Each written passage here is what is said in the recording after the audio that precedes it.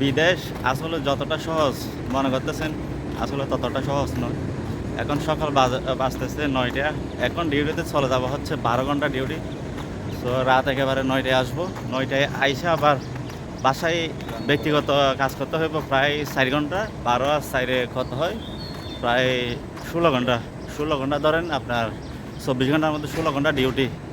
তো যারা দেশের মধ্যে বসে আছেন, ঘুম থেকে ১২টায়, ১টায়, ১১টায় ওঠেন, হয়তোবা তারাই বেশিরভাগ মনে করে যে বিদেশ অনেক সহজ। অনেক সহজ না রে ভাই, বিদেশ অনেক কঠিন।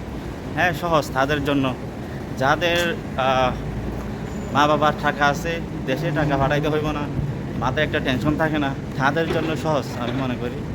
দেশের বর্তমান পরিস্থিতি অনুযায়ী দেশে 85% যুবক মনে করে বিদেশ অনেকটাই সহজ। আসলে আপনি বিদেশ শুধু এশিয়াতে না, মধ্যপ্রাচ্যে না, ইউরোপে যান, ইউরোপও আপনার বিদেশ অনেক কঠিন।